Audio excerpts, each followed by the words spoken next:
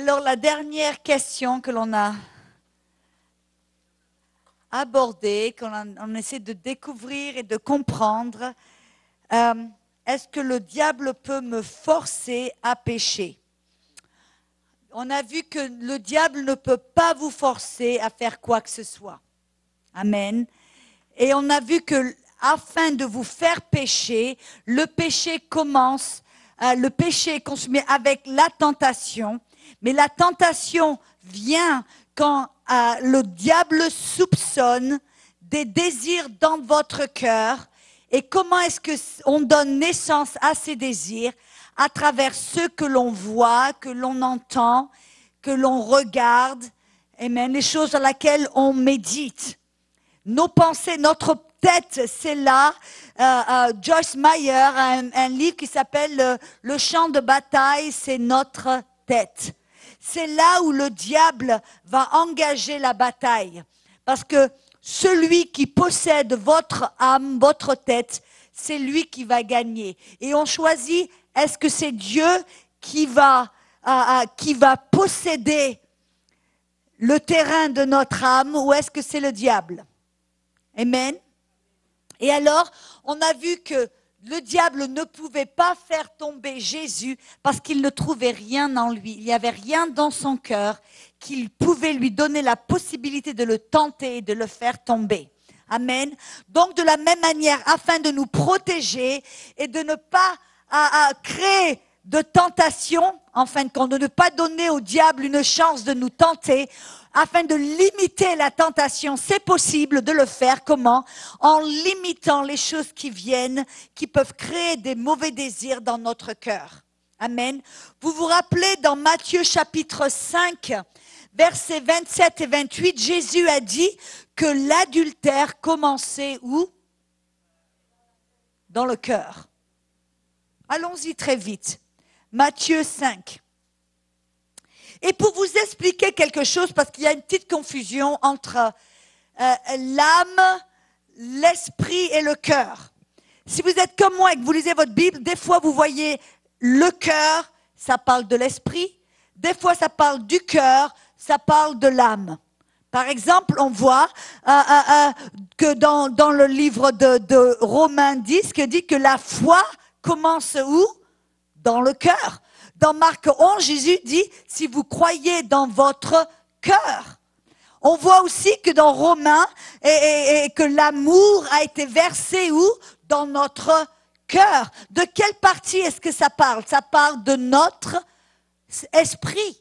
C'est dans notre esprit, amen, que la foi que la foi est générée. C'est dans notre esprit qu'a été versé l'amour de Dieu. Mais on voit aussi d'autres fois où Jésus a dit l'adultère, par exemple dans Matthieu chapitre 5. Allons-y. Matthieu chapitre 5.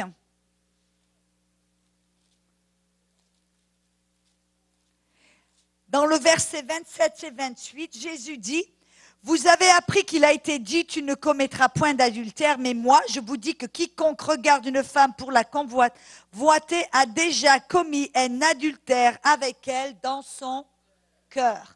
Jésus nous dit que l'adultère commence dans le cœur. Alors, de quelle partie parle-t-il? De notre esprit? Est-ce que l'adultère va commencer dans votre esprit? Non.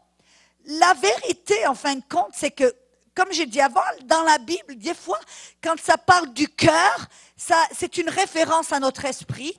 D'autres fois, quand il parle du cœur, comme ici dans Matthieu 5, ça parle de notre âme. La partie de nous qui est les émotions, l'intellect et le choix. Alors, y a-t-il une contradiction là? Est-ce que vous avez déjà entendu que des fois Jésus ou certains apôtres disaient, si tu crois de tout ton cœur. Pourquoi? Parce que à travers mes études, j'ai découvert que l'homme est 3 dimensions, esprit, âme et corps, mais que l'intérieur, vous avez entendu parler de l'homme intérieur du cœur, ou l'homme caché du cœur. S'il y a l'homme caché du cœur, ça veut dire qu'il y a aussi un homme visible du cœur. je veux vous suggérer que le cœur de l'homme, qui est la partie centrale de l'homme, il y a le corps, et la partie centrale de l'homme qui s'appelle le cœur, ça comprend l'âme et l'esprit. Et l'esprit qui est l'homme intérieur ou caché du cœur. L'homme est toujours 3 dimensions, mais le cœur de l'homme, c'est la partie de l'homme, quand l'homme mort, c'est la partie de l'homme qui va aller au ciel. Quand vous mourrez, votre corps reste là, mais quelle est la partie de vous qui va au ciel, dans la présence du Seigneur? Votre esprit et votre âme. Vous vous rappelez quand le mendiant est arrivé, qu'il y avait Lazarus aussi, un qui était en enfer, l'autre au paradis, ils se sont reconnus, ils se sont parlé, ils avaient toujours leur personnalité. Pourquoi? Parce que la partie centrale de l'homme, qui est le cœur, qui comprend l'âme, les émotions, l'intellect, la conscience, la volonté, et la partie intérieure qui est l'esprit. Et c'est le cœur de l'homme, l'esprit et l'âme qui vont dans la présence de Dieu. C'est pour cela que Dieu a dit qu'il nous a donné les pensées de Christ. Où sont les pensées de Christ? Dans notre esprit. Et on a dans notre âme, on a aussi une pensée. Oui ou non? C'est pour cela qu'il a dit que vous ne soyez pas celui qui a double pensée. Ne croyez pas qu'il puisse recevoir quoi que ce soit du Seigneur. Est-ce que vous comprenez ce que je veux dire ici? J'essaie d'éclaircir un petit peu. Ça amène de la confusion. On se dit, mais alors, le cœur, c'est quoi? C'est l'esprit ou c'est l'âme? Le cœur, c'est le centre de l'homme qui comprend l'âme et l'esprit, la partie intérieure. C'est pour cela que dans Hébreux 4.12, regardez très vite dans Hébreux 4.12. Je fais juste un petit détour pour expliquer quelque chose afin que vous puissiez comprendre et qu'on puisse savoir comment se battre contre la tentation. Amen. La tentation commence dans les pensées, dans le cœur, mais ce n'est pas l'esprit, c'est la partie, c'est l'âme, où il y a les émotions, la volonté, l'intellect, la conscience. Amen. Hébreux 4.12, ça va vous expliquer quelque chose très vite. Si je le trouve. Quelqu'un qui a pris le livre d'Hébreux de ma Bible? Il a disparu. Il est où? Ah non, il est là. Hébreux 4.12, il dit, car la parole, voyez, le cœur, l'esprit et l'âme sont tellement connectés, ils sont tellement proches et connectés l'un de l'autre que la Bible dit que c'est très difficile des fois de savoir ce qui est de l'âme, ce qui est de l'esprit. Hébreux 4.12 dit car la parole de Dieu est vivante et efficace, plus tranchante qu'une épée quelconque à 2 tranchants, pénétrante jusqu'à partager âme et esprit, jointure et moelle, elle juge les sentiments et les pensées du cœur. C'est la parole qui peut diviser, qui peut séparer l'âme et l'esprit. Parce que l'âme et l'esprit font partie du cœur. C'est pour ça que l'on doit croire de tout notre cœur. Non seulement notre esprit, mais notre âme, nos pensées doivent être en accord afin de pouvoir prier la confession de foi. Amen. C'est pour cela que vous voyez ici que dans Hébreux 4.12, ça appelle l'âme la jointure. Pourquoi? Parce que c'est l'âme qui connecte le corps à l'esprit. Comme vous avez une jointure, ça connecte 2 parties de vos bras. De la même façon, l'âme, c'est ce qui est entre le corps et l'esprit, qui connecte l'âme, qui connecte le corps et l'esprit. Et pourquoi est-ce que ça s'appelle l'esprit la moelle? Pourquoi? Dans la moelle, si quelqu'un a le cancer du sang, qu'est-ce qu'ils font?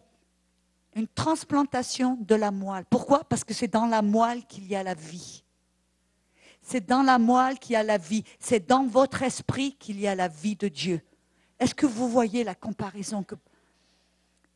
Donc, ça nous explique que la tentation, ici, commence dans notre cœur. Là, notre âme. Amen. Jésus a dit, l'adultère commence dans le cœur, dans l'âme, dans les pensées. C'est-à-dire, si la tentation commence dans notre cœur ou dans notre âme, dans nos pensées, ça veut dire qu'on peut se protéger dans la tentation en protégeant notre âme, en protégeant nos pensées. Vous ne pouvez pas être tenté avec quelque chose à laquelle vous ne pensez pas ou que vous ne connaissez pas. Si vous ne connaissez pas la glace au chocolat ou la glace à la pistache, alors je ne peux pas vous tenter avec la glace à la pistache, que vous ne connaissez pas. Mais à partir du moment où quelqu'un vient et commence à vous montrer des images, il commence à vous peindre une photo d'une glace et qui fait chaud, tout d'un coup, ça rentre dans vos pensées et tout d'un coup, ça crée un désir. Et ce désir, c'est là, ça crée une tentation. Amen. Alléluia. C'est pour cela que dans Proverbe 4, allons-y, on va y retourner, c'est important, dans Proverbe 4. Et j'espère que vous comprenez, je n'explique pas cela sous la loi comme des commandements, parce que nous marchons par l'esprit dans la grâce. On ne va pas se remettre sous la loi, sous des commandements, avec des régulations, des règles. Tu peux pas, je ne peux pas vous dire, tu ne regardes pas la télé, tu ne fais pas cela. Non, non, non, non, je vais laisser le Saint-Esprit vous guider.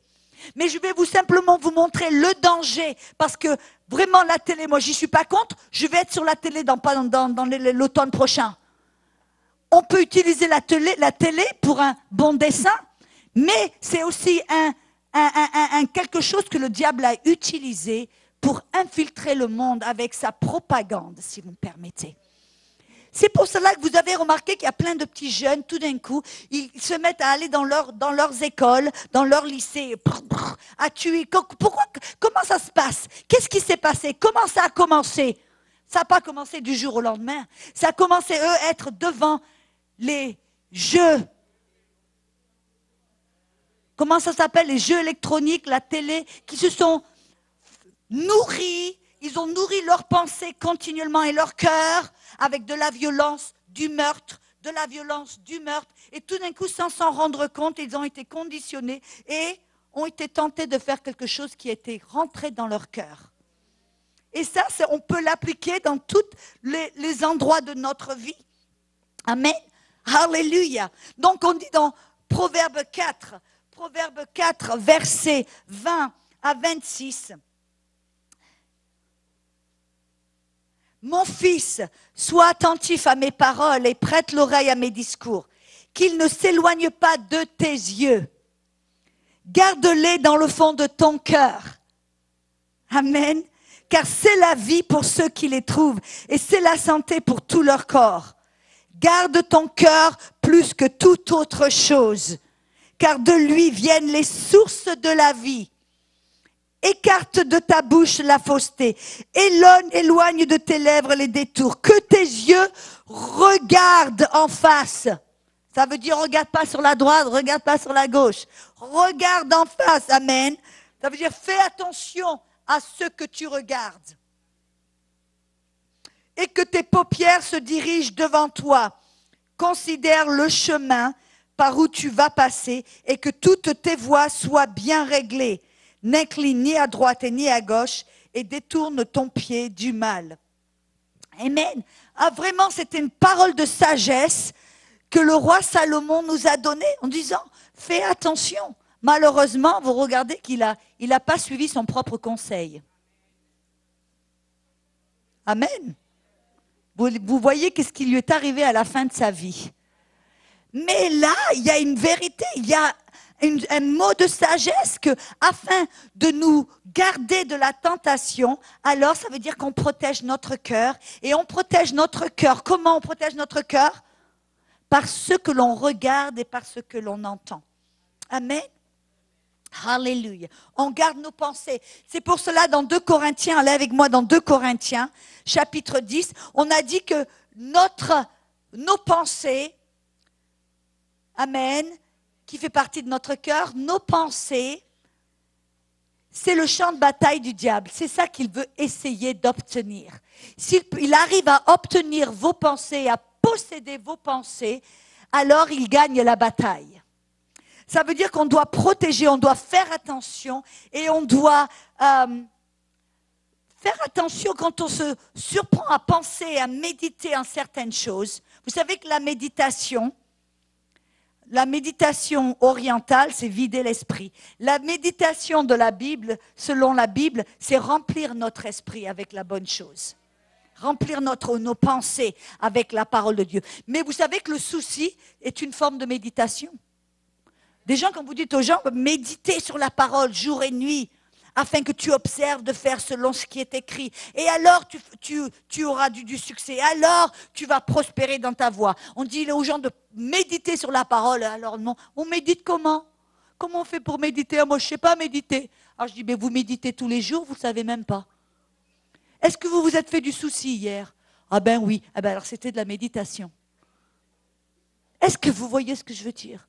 À chaque fois que vous pensez à quelque chose, vous êtes allongé sur votre lit et vous pensez. Vous méditez, vous vous faites du souci, vous pensez. C'est une forme de méditation. Si on peut arriver à faire la même chose avec la parole, alors, amen. On peut arriver à dominer nos pensées. Vous êtes dans le 2 Corinthiens 10? Vous y êtes? C'est bien parce que moi, j'y suis pas. 2 Corinthiens chapitre 10, versets 3 à 5. Verset 3 à 5 dit, « Si nous marchons dans la chair, nous ne combattons pas selon la chair, car les âmes avec lesquelles nous combattons ne sont pas charnelles, mais elles sont puissantes par la vertu de Dieu. Pour renverser des forteresses, nous renversons les raisonnements et toute hauteur qui s'élève contre la connaissance de Dieu, et nous amenons toute pensée captive à l'obéissance de Christ. » Vous savez, le Saint-Esprit m'a montré une fois, il m'a dit, lis ce verset à l'envers. Lis ce verset à l'envers. Et tout d'un coup, je me suis aperçue qu'en lisant ce verset à l'envers, on découvrait comment est-ce que ces raisonnements et ces forteresses se formaient dans nos pensées. Vous savez qu'est-ce que c'est une forteresse? C'est pas quelque chose, c'est pas un esprit quelque part dans l'atmosphère qui domine. Non, non. Une forteresse, c'est quelque chose dans votre tête qui empêche la vérité de rentrer. Et là, le Saint-Esprit m'a montré, il dit, si quand le diable qui te bombarde avec des pensées, si tu ne prends pas, tu ne soumets pas cette pensée à la parole de Dieu, alors tu vas continuer à y penser.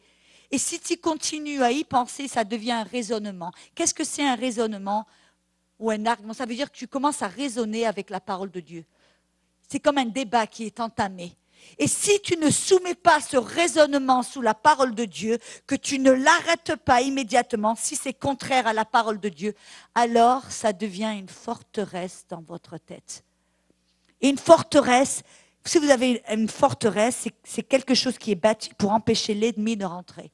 Ou pour empêcher quelqu'un de rentrer dans la ville. De la même manière, le diable peut former des forteresses dans votre tête qui vous empêchent la vérité ou la parole de Dieu de pénétrer. Par exemple, c'est pour ça qu'il a formé des forteresses, amen, dans l'Église, au sujet de la maladie. Il y a des forteresses. Et entre parenthèses, vous savez, c'est comme ça que l'athéisme a commencé. Le communisme, c'est comme ça qu'il a commencé. C'est comme ça que le darwinisme a commencé, la théorie d'évolution. Comment est-ce que ça a commencé? Une pensée dans la tête d'un homme. Et après, il a commencé à penser et à méditer, et c'est devenu un raisonnement. Tout d'un coup, il a commencé à raisonner et à avoir un débat avec la parole de Dieu. Non, non, ça c'est pas bon, c'est ça. Il a commencé à avoir un débat. Et s'il n'a pas soumis ce débat à la parole de Dieu, c'est devenu une forteresse qui s'est propagée d'une personne à une autre personne à une autre personne. De la même manière, on peut le faire à l'envers avec la parole de Dieu. Amen. Mais on dit tout ça pour savoir que l'on peut dominer, on peut avoir la victoire contre toute la tentation, on peut marcher dans la victoire contre le péché et la tentation. Comment? En dominant nos pensées, en filtrant ce qui vient dans notre tête. Et on arrive à filtrer et on filtre comment? Selon la parole de Dieu. S'il y a quelque chose qui est contre la parole de Dieu, alors on met un stop. On l'arrête, on le soumet, on dit non, non, non, c'est pas Dieu. Pourquoi? Parce que ces pensées ont le potentiel de devenir un désir. Ce désir a le potentiel de devenir une tentation. Et cette tentation, quand on y cède, devient le péché. Et le péché produit la mort. Amen. Alléluia. J'aime bien ce que Kenneth Hagin a dit. Il dit, on ne peut pas empêcher un oiseau de voler au-dessus de la tête, mais on peut l'empêcher de faire le nid au-dessus de votre tête. Qu'est-ce qu'il voulait dire par là? Vous ne pouvez pas empêcher le diable de vous bombarder, parce que c'est ça son mode d'opération. Il va vous amener, il va essayer de vous bombarder le plus possible avec des images, des idées, vos pensées, mais vous pouvez l'empêcher d'y installer et de bâtir une forteresse dans votre... Amen. Et de créer des désirs malsains dans votre cœur. Amen. Alléluia. Tout le monde va bien? Alléluia. Alors, on a vu qu'en fin de compte, vous avez la puissance contre le péché. Vous avez les outils nécessaires contre le péché. Et le problème, c'est très souvent que je rencontre, c'est que les gens ont en tant que fils de Dieu, amen, contre le péché, souvent les gens se voient impuissants. C'est pour ça qu'ils viennent, c'est le diable qui me l'a fait faire. C'est le diable qui me l'a fait faire. Non, non, le diable vous a suggéré quelque chose que vous avez accepté. Et aussi, c'est important de savoir, d'avoir une bonne perspective. Parce que pour quelqu'un qui dit, c'est le diable qui me l'a fait faire, qu'est-ce qu'ils disent en fin de compte? Que le diable est tout puissant. Que le diable a toute puissance, qu'il a la puissance de vous forcer. Vous savez que quand Adam a été tenté dans le jardin, le diable l'a forcé de rien faire du tout. Si le diable avait voulu le forcer à faire quelque chose, il serait venu sous la forme d'un lion, d'un éléphant.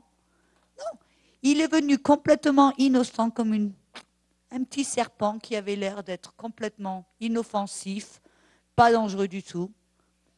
Et il a suggéré. Et c'est ça la puissance. Donc on doit savoir que le diable n'est pas tout puissant. J'ai entendu un ami qui dit, Dieu est grand, le diable il est tout petit. Parce qu'un chrétien qui se voit petit et qui voit le péché ou qui voit le diable tout puissant est un chrétien qui ne va pas marcher dans la victoire. Contre la chair ou contre la tentation ou contre toute autre chose. Amen. Contre les forces du diable.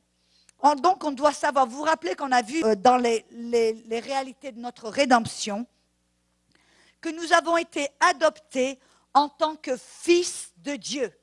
Amen. Et on a dit qu'en tant que fils de Dieu, nous avons été mis dans une position de faveur, de confiance et de responsabilité. Dieu nous a donné certaines responsabilités. Ça veut dire qu'il y a des choses pour nous à faire en tant que fils de Dieu. Ça veut dire qu'on fait partie du business de Dieu. Vous comprenez ce que je veux dire par là? Vous avez déjà vu des magasins qui disent père et fils? Alors, on est dans le business, dans le business de Dieu, et c'est père et fils. Ça veut dire que Dieu nous a donné une responsabilité en tant que fils de Dieu. Amen. Et avec cette responsabilité, afin d'assumer cette responsabilité, il nous a donné toute autorité. On a vu hier, dans Luc 15, que quand le Père, vous vous rappelez la parabole du fils qui était perdu, quand le fils est revenu vers le Père l'a accueilli, l'a embrassé, a eu fait la fête, et il a fait trois choses. Il lui a mis une robe qui est un symbole de la justice, la robe de la justice, qui est un symbole de la faveur. Vous vous rappelez quand Joseph avait reçu une robe multicolore? Amen. C'était une représentation de notre justice en Christ. Et aussi, il lui a donné une chevalière. Il a mis une chevalière, une bague au doigt. Et ça représente quoi alors cette bague? Ça représente l'autorité que nous avons reçue en Christ. Parce que vous êtes la justice de Dieu, vous en tant que fils de Dieu, on a un travail à faire. On n'est pas là pour s'asseoir au milieu des pâquerettes. Amen. On est là.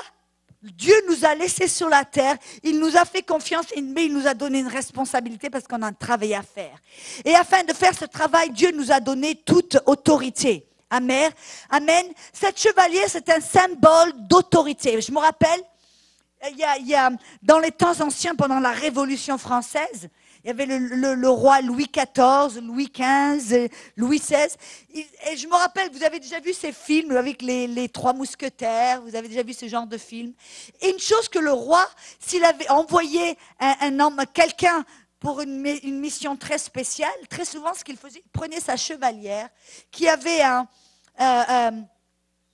sceau ou un emblème qui montrait la fleur de lys pour le roi de France. Et il prenait cette chevalière, la mettait sur le doigt de ce missionnaire ou de cet envoyé spécial. Et là où cette personne allait, dès qu'elle montrait cette bague, alors, c'était comme s'il venait de la part du roi lui-même. Il lui avait été donné une autorité spéciale et c'était comme s'il lui-même allait à la place du roi. Alors Dieu, en tant que fils de Dieu, nous a donné toute autorité. Il nous a donné le nom de Jésus. C'est pour cela que dans Marc 16, Jésus dit, ces signes vont suivre ceux qui croient. En mon nom, ils vont chasser les démons. En mon nom, ils vont imposer les mains sur les malades. Amen. Nous avons reçu toute autorité. Gloire à Dieu. Dans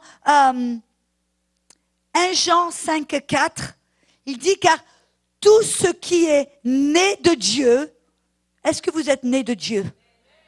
Amen. Si vous êtes un fils de Dieu, vous êtes né de Dieu, il dit, tout ce qui est né de Dieu triomphe du monde. Ça veut dire que vous triomphez du diable, vous triomphez du péché. Amen. Vous n'êtes pas impuissant en face du péché, vous n'êtes pas impuissant en face des attaques du diable. Mais tout ce qui est né du Dieu triomphe du monde et la victoire qui triomphe du monde, c'est notre foi. On est appelé à régner. On est appelé à marcher dans la victoire.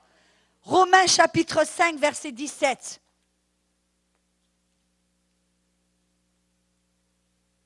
On doit s'arrêter d'être intimidé par le péché, par le mal, par les forces du mal, par le diable. Amen. On est appelé à marcher dans la victoire. On est appelé à triompher.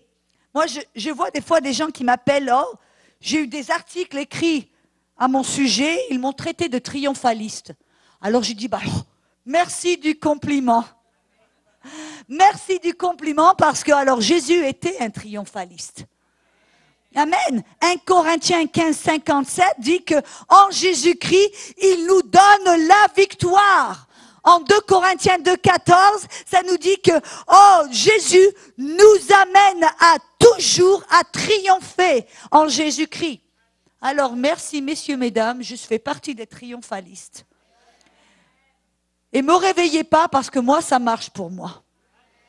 Amen. Depuis que je suis né de nouveau, je marche en bonne santé, je marche dans les bénédictions de Dieu, je marche dans la paix, dans l'harmonie, et à moi, ça me plaît. Amen. Alors, traitez-moi de triomphaliste, c'est bon, ça me plaît. Amen. Romains 5, 17 dit, si par l'offense d'un seul, la mort a régné par lui seul, à plus forte raison, ceux qui reçoivent l'abondance de la grâce et du don de la justice régneront-ils dans la vie? On n'a pas besoin d'attendre d'être au paradis pour régner. Non, on est appelé à régner dans cette vie par Jésus-Christ. Amen. Dans l'Apocalypse 5, 10, ça nous dit on a été fait roi et pour notre Dieu. Et il ils régneront sur la terre. Dieu en tant que fils de Dieu, rappelez qu'en tant que fils de Dieu, qui est votre papa? Le roi de l'univers. Alors si votre papa c'est le roi de l'univers, alors vous êtes appelés à régner avec lui.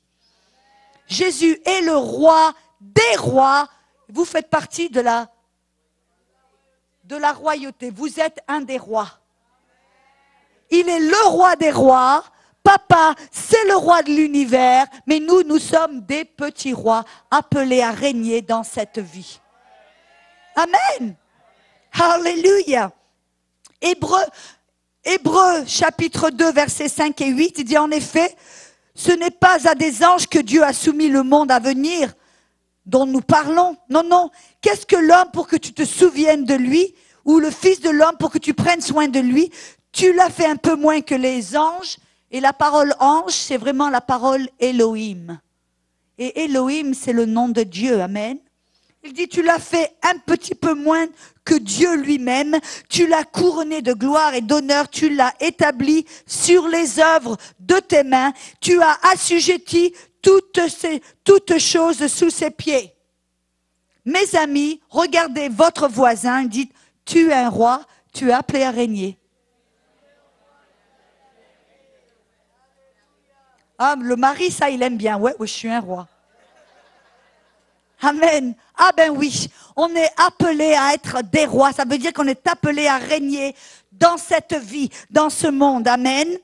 On est appelé avec le nom de Jésus qui est notre chevalière, avec le sceau d'autorité. C'est le nom de Jésus qui nous donne cette autorité. Vous avez comme un officier de police qui se tient dans la rue. Même s'il est tout maigre, il fait 50 kilos tout mouillé. Il se tient au milieu de la rue avec son uniforme, son badge. S'il élève la main, qu'est-ce qui se passe? Tout s'arrête. Il peut y avoir un camion, il peut y avoir des bus. Tout le monde s'arrête. Pourquoi? Parce qu'il est fort? Parce qu'il a des muscles? Non, parce qu'il a l'autorité. Et c'est ça qu'elle reconnaît, c'est cette autorité. Quand on déclare le nom de Jésus, c'est ça que l'ennemi, il voit l'autorité qui est dans le nom de Jésus. Amen. Alléluia. Et alors, afin de régner et d'exercer cette autorité, on doit utiliser le nom Jésus. Dans Jean 14, vous vous rappelez quand Jésus, dans Jean 14, verset 12, Jésus leur a dit, les mêmes œuvres que je fais, vous allez en faire les mêmes, même de bien plus grandes, car je m'en vais vers le Père. De quoi parlait-il? De quel genre d'œuvre parlait-il? De quel genre d'œuvre est-ce que Jésus parlait quand il a dit les mêmes œuvres que je fais, vous allez les faire? Quelles étaient les œuvres de Jésus? Guérir les malades, chasser les démons, multiplier le pain, ressusciter les morts, calmer la tempête. Ah, marcher sur l'eau, moi faudra que j'essaye ça. Quand le moment vient, si j'en ai besoin, je suis dans une impasse, pas de problème. Amen. Pourquoi pas? Jésus a dit les mêmes œuvres. Je vous dis la vérité, si je suis en danger, c'est pas la première fois, j'ai entendu des témoignages de sœurs et de frères qui ont dit qu'ils étaient en danger et la seule moyen pour eux de survivre, c'était de passer de l'autre côté de la rivière. Et le seul moyen d'y passer, c'était de marcher sur l'eau. Ils ont marché sur l'eau. C'était pas qu'ils ont dit, alors je vais essayer de marcher sur l'eau. Non, ça marche pas comme ça. On le marche quand...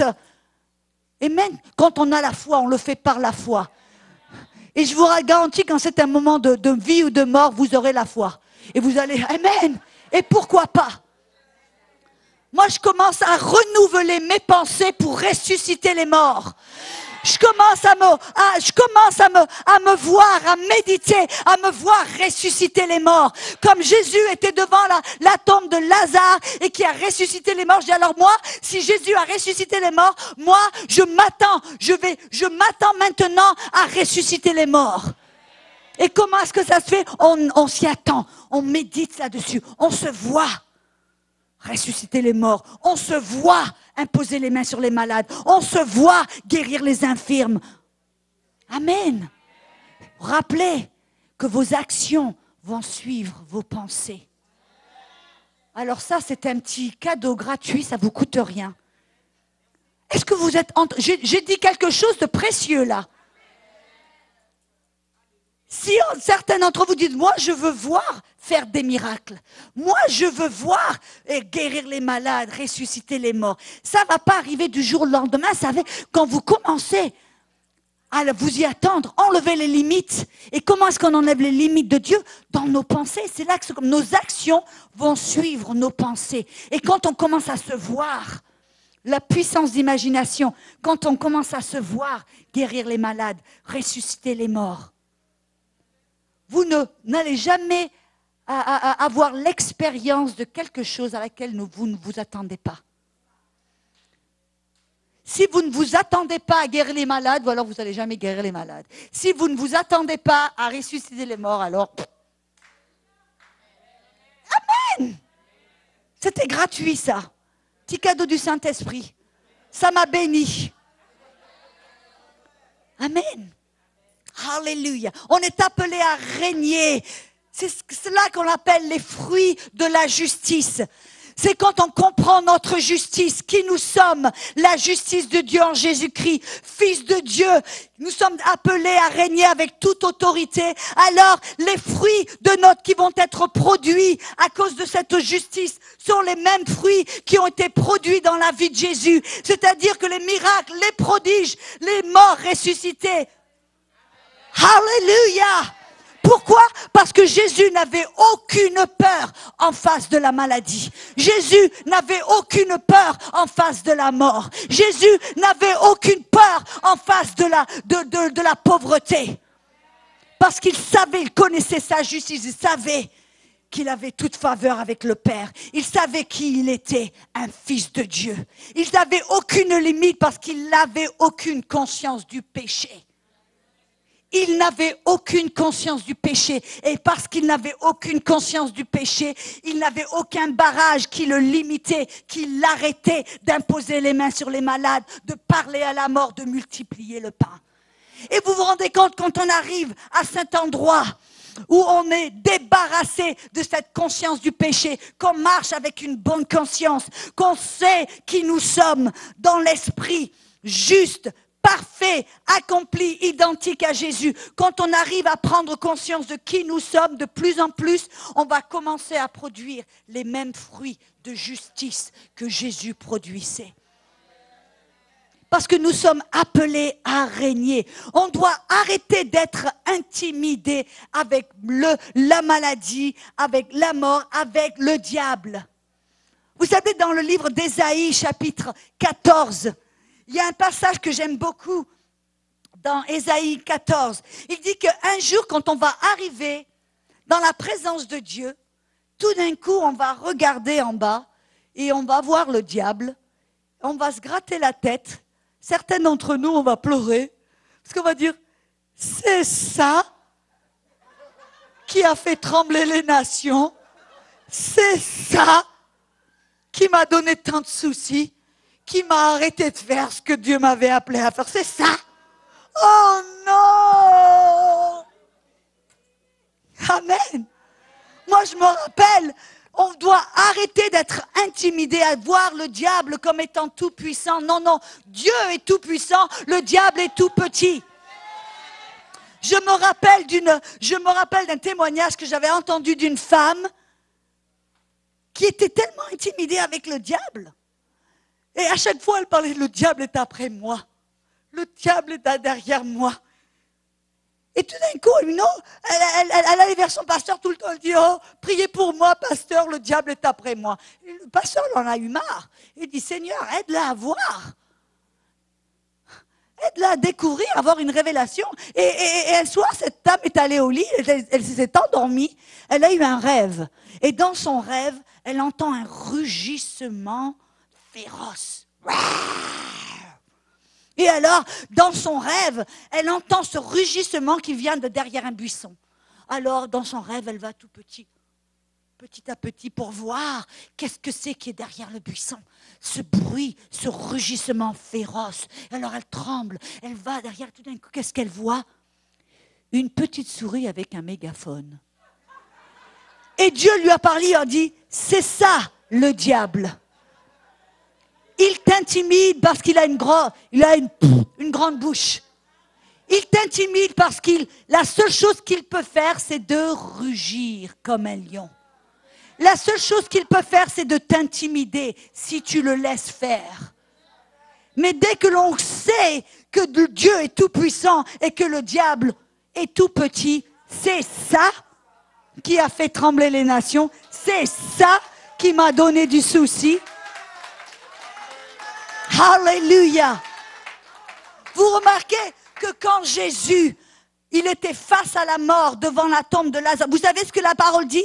Qu'il regardait en haut. Pourquoi est-ce qu'il regardait en haut? Parce qu'au lieu de regarder à circonstances et de regarder à la mort, il a choisi de regarder dans le monde céleste, où dans le monde céleste il y a la résurrection, la provision, la guérison, tout ce dont vous avez besoin. Maintenant je commence à prêcher. C'est votre faute. Amen. On doit arrêter d'être intimidé, de lui donner plus de place. Et on doit découvrir, en tant que fils de Dieu, notre position. Dans Éphésiens chapitre 1. C'est pour cela que Paul, vous remarquez quand il prie, il ne prie pas pour que Dieu nous donne plus de puissance, pour que Dieu nous donne plus d'autorité, pour que Dieu nous donne plus de bénédiction. Non. Vous savez ce que Dieu prie, que Paul prie? Il dit, Dieu ouvre les yeux de leur cœur afin qu'ils puissent avoir une révélation de leur appel, qui ils sont en tant que fils de Dieu. Qu'ils aient une révélation de la gloire, de la richesse, de l'héritage qu'ils ont dans les saints en Jésus-Christ. Qu'ils aient une révélation de la puissance, cette puissance de résurrection qui est en eux. Regardez. Et alors, il prie aussi que l'on ait une révélation de notre position spirituelle par rapport à l'ennemi. Regardez avec moi dans Éphésiens chapitre 1, verset. Vous savez que cette prière, c'est une prière qui est ointe. C'est-à-dire que vous pouvez prier cette prière pour vous ou pour quelqu'un d'autre tous les jours. Amen. On a besoin de révélation. On n'a pas besoin que Dieu nous donne plus de puissance pour qu'il nous a mis en nous. Romains 8, 11, toute la puissance qui a ressuscité Jésus des morts. On n'a pas besoin de plus de bénédictions. Éphésiens 1, 3 nous dit que Dieu nous a bénis avec toutes les bénédictions spirituelles en Jésus-Christ dans les lieux célestes. Amen. On n'a pas besoin de plus d'autorité. Luc 10, 19 nous dit que Dieu nous a donné toute autorité sur toute la puissance du diable. Alléluia. Mais qu'est-ce que c'est qu'il prie? Ici, que le Dieu de notre Seigneur Jésus-Christ, le Père de gloire, vous donne un esprit de sagesse et de révélation dans sa connaissance et qu'il illumine les yeux de votre cœur pour que vous sachiez quelle est l'espérance qui s'attache à son appel.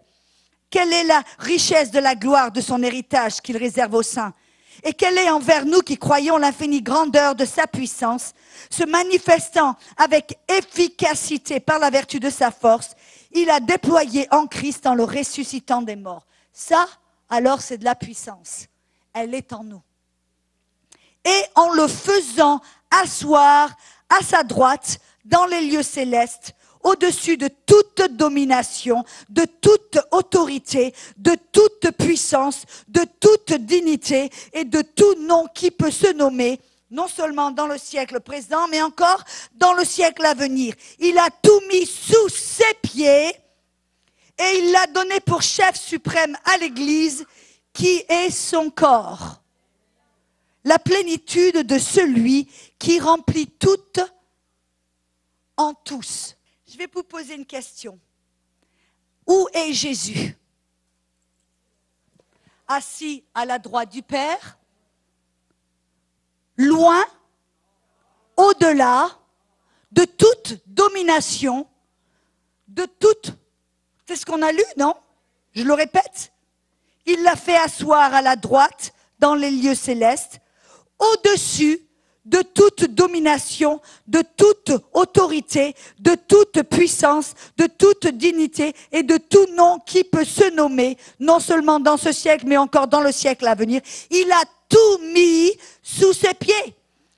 Toute la puissance du diable, toutes les dominations de ce monde, cet esprit de cancer, de dépression, de pauvreté, de confusion, toutes les œuvres, tout a été mis sous ses pieds. Est-ce que vous êtes d'accord?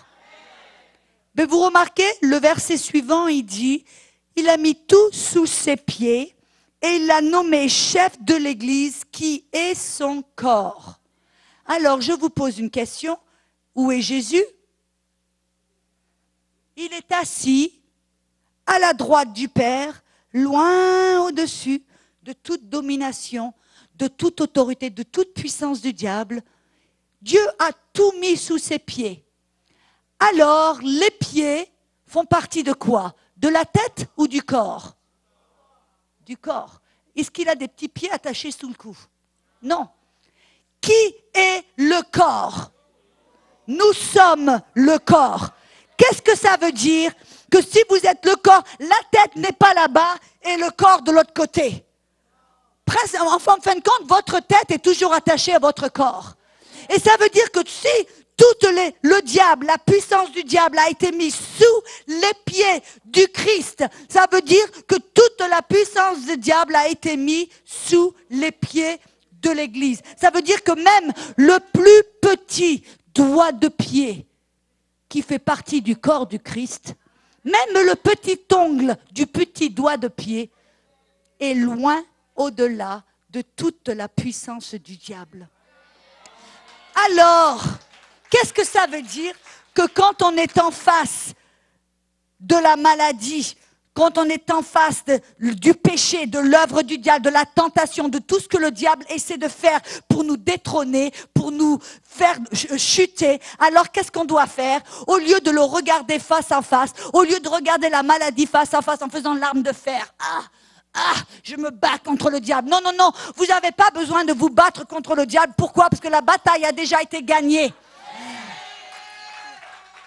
Ça veut dire que vous, si vous êtes en Christ, même si vous êtes le petit doigt de pied, vous êtes assis à la droite du Père, loin au-delà de toutes les œuvres du diable. Et alors, quand vous êtes face à face avec un problème, arrêtez de regarder en face. Prenez votre position spirituelle. Physiquement, vous êtes ici sur la terre. Mais spirituellement, vous êtes assis à la droite du Père, loin au-delà de toute la puissance du diable. Arrêtez de le regarder face à face. Arrêtez d'être intimidé avec la maladie, avec les œuvres du diable. Prenez votre position spirituelle. Regardez, ayez la perspective de Dieu. C'est-à-dire que vous regardez le problème d'en haut.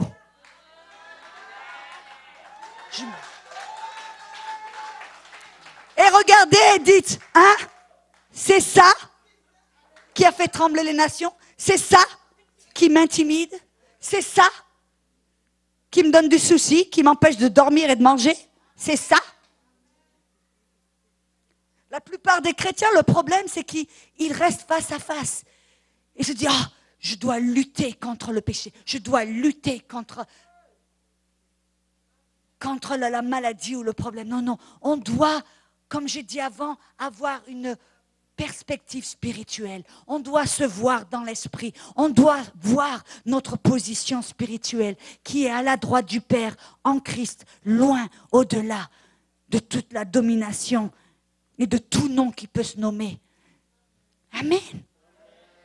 Alléluia. Une église qui arrête d'être intimidée, c'est une église qui va commencer à marcher dans la victoire et qui va commencer à faire une différence. C'est ça que la Bible nous a appelé dans Éphésiens 3:10. Dans Éphésiens 3:10, ça nous dit « Afin que les dominations et les autorités dans les lieux célestes connaissent aujourd'hui par l'Église la sagesse infinie infiniment varié de Dieu. Vous savez comment est-ce que le diable va être remis à sa place? Parce qu'il est un lion rugissant. Parce qu'il va autour pour essayer de tuer, de voler, de détruire tout ce qu'il peut sur son passage. Mais c'est l'Église, c'est vous et c'est moi. Nous sommes appelés fils de Dieu. Nous a donné une responsabilité, toute autorité, afin de remettre le diable à sa place. La plupart de l'Église est en train de prier, de demander à Dieu d'envoyer un réveil. Vous savez comment est-ce que le réveil va arriver? Quand le croyant s'élève dans sa justice et commence à comprendre qui il est, il se dit, ah alors non, j'attends pas que Dieu fasse quelque chose, Dieu a déjà fait quelque chose. Il m'a rendu juste, alors moi, réveille-toi dans ta justice. Alors, tu vas voir un réveil autour de toi. Tu vas voir les malades guéris. Tu vas voir les gens qui vont commencer à marcher dans la victoire. Amen. Et on peut le faire une personne par personne. C'est comme ça. Vous savez que quand vous regardez l'histoire de l'Église et l'histoire des différents réveils qui se sont des différents, vous savez comment ça a commencé? C'est pas que Dieu, dans sa souveraineté, dans les cieux, a dit, ah ben voilà, ok, ah maintenant je me réveille. Alors maintenant, ah oui, bon, je les ai oubliés, maintenant je vais faire un petit réveil sur la terre. Ok, je vais mettre un petit peu de puissance. Ok, maintenant voilà. Non, non. Ça a été un homme ou une femme qui a réalisé qui ils étaient, qui ont réalisé leurs responsabilités et qui se sont dit, ah, si Jésus a dit que les mêmes œuvres qu'il a fait, moi je peux les faire même de bien plus grandes, et s'il me l'a promis, qu'il m'a dit, alors je vais croire la parole, je vais commencer à marcher selon la parole, je vais commencer à marcher dans mon autorité. Et c'est les personnes qui ont commencé à faire ça, qu'est-ce qui s'est passé? Le réveil a commencé. La parole s'est propagée. Les choses se sont passées. On n'a pas besoin d'attendre que Dieu fasse quelque chose. Et on le supplie, on le mendie d'envoyer plus de puissance. On le supplie d'envoyer un réveil. Quand Dieu est assis en disant, mais alors je leur ai donné tous les outils nécessaires, je leur ai donné l'autorité, la puissance du Saint-Esprit, je leur ai tout donné. Un héritage, mon nom, et de quoi de plus ils ont besoin? Si seulement on doit commencer. C'est pour ça que ce message de la justice est tellement important.